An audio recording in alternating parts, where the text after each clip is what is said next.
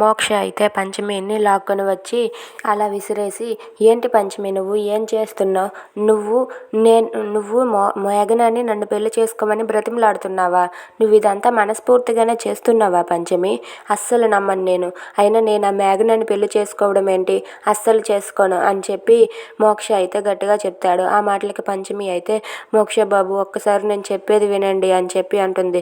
నువ్వు ఇంక ఏం మాట్లాడకు పంచమి, నేను ఆ మేఘనాన్ని పెళ్లి చేసుకోనని చెప్పి అక్కడి నుండి వెళ్ళిపోతూ ఉంటాడు.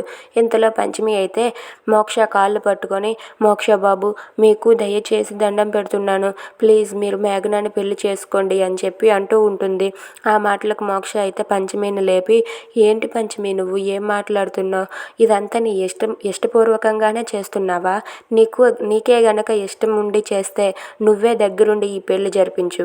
నువ్వు దగ్గరుండి ఈ పెళ్లి పనులన్నీ చూసుకొని దగ్గరుండి పెళ్లి జరిపిస్తే నేను ఖచ్చితంగా మేఘనాన్ని పెళ్లి చేసుకుంటానని చెప్పి మోక్ష అంటాడు. ఆ మాటలు విన్న పంచమి అయితే ఒక్కసారిగా షాక్ అయిపోతుంది.